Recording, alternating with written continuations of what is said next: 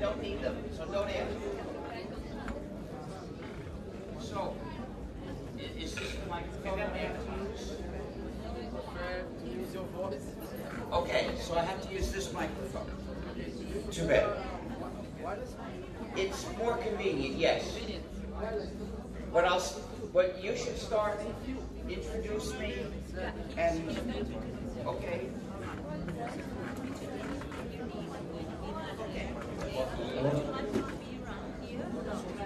Don't worry about it. If I need anything, I'll shout. Boa noite a todos. Então sejam bem-vindos à palestra que assistiremos. Ela está intitulada como Free Software and Your Freedom, Software Livre e Sua Liberdade, com o Sr. Richard Stallman, fundador do movimento Software Livre e responsável pelo desenvolvimento do sistema operacional GNU Linux.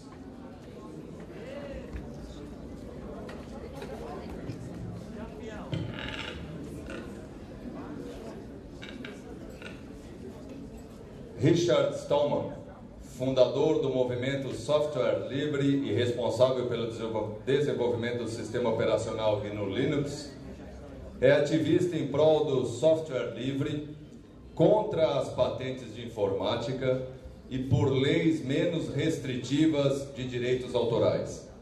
Com formação em física pela Universidade de Harvard, atuou no Laboratório de Inteligência Artificial do Massachusetts Institute of Technology.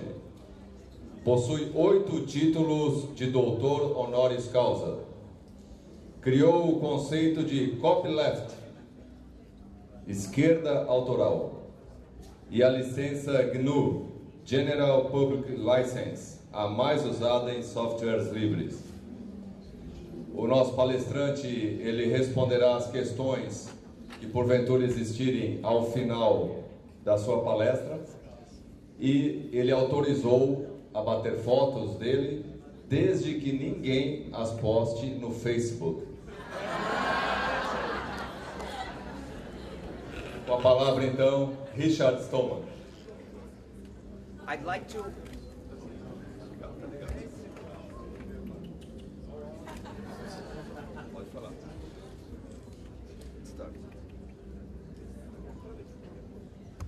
Hello? Is this working? Please raise your hands if you cannot hear me. Uh-oh, there are hands going up. That means there's an anomaly in logic and the universe is about to disappear. So, in the little time we have before the universe self-destructs, I'd like to explain first why you shouldn't put photos of me in Facebook. Facebook is a surveillance engine. If you put a photo of somebody in Facebook, Facebook asks people to give the name of whoever appears in that photo. And that way, Facebook gets more data about that person. Now, I don't think you should treat your friends that way. I don't think that's very friendly. But it's not my business how you treat your friends. It is my concern how you treat me. So please don't put any photos of me in Facebook. And by the way, I'm also disgusted with other kinds of surveillance. They wanted me to stay in a hotel tonight. But if I stayed in a hotel, they would demand my passport number to send to the police. Well, that's a disgusting way to treat someone. Fortunately, I found someone I could stay with, which is much nicer anyway. But above all, it avoids making me a victim of this state surveillance. You should be just as angry every time they do it to you.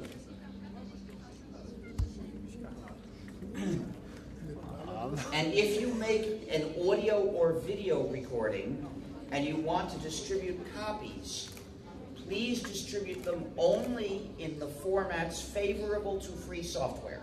That means the OGG formats, OGG formats, and WebM.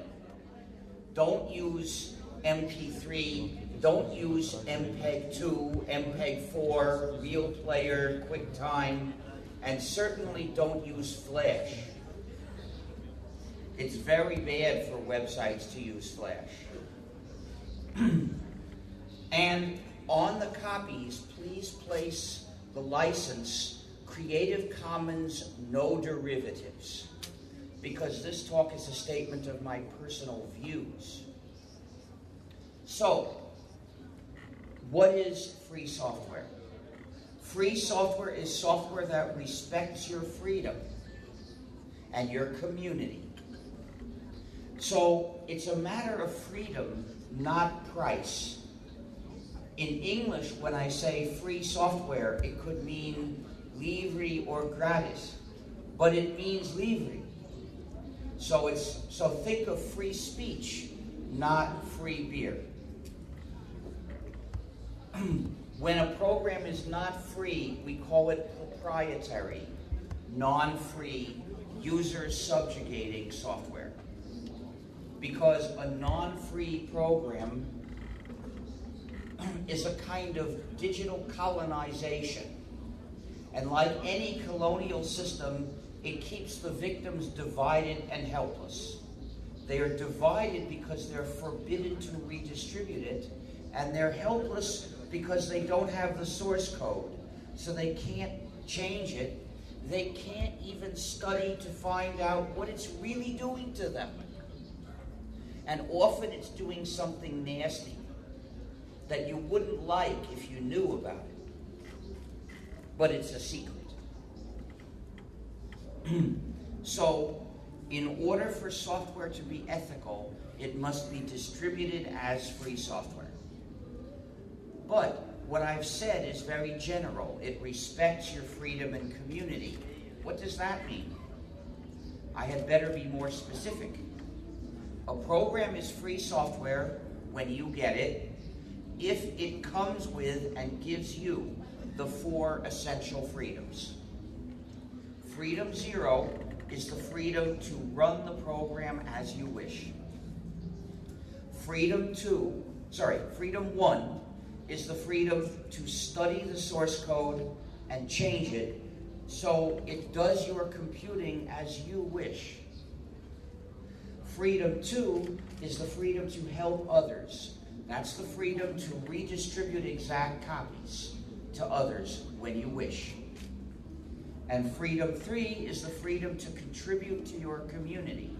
That's the freedom to make and distribute copies of your modified versions when you wish.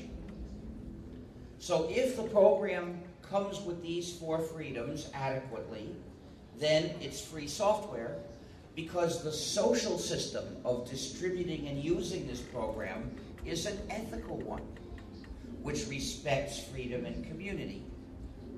But if one of these freedoms is missing or insufficient, then the program is proprietary software because it imposes an unethical social system on its users. In order for these freedoms to be adequate, I see, it's the projector. Well, I'll stand here. Then it won't be shining in my eye.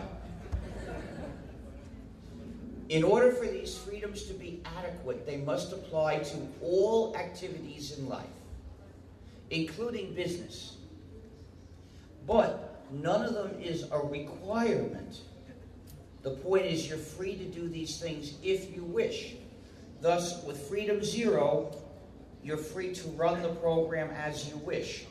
But it's not required. If you are a masochist, you can run it as you don't wish. And you're also free not to run it at all.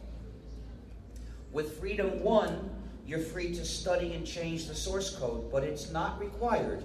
You can get the program and run it without looking at anything, if that's what you prefer. With freedom 2, you can make exact copies and distribute them, but it's not required. We don't say you must give someone a copy or sell someone a copy. You can do it if you want to. And with Freedom 3, if you have made a modified version, you are free to distribute copies of that. But it's not required. You can use your program privately, your version privately. So, as you can see, the distinction between free and proprietary software is not a technical distinction. It's not about what features the program has. It's not about how the code works. It's also not about how the code was written.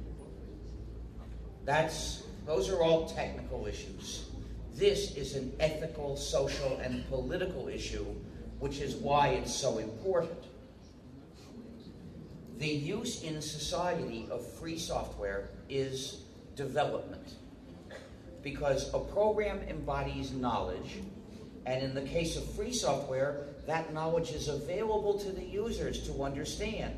Then they can maintain, adapt, and extend the program, and they can also use this knowledge in other ways. But the use of a proprietary program in society is not development, because it's dependence. Imposed dependence on a particular entity, the developer. And that is a social problem. So if we see people using a proprietary program, we should try to convince them or help them to stop.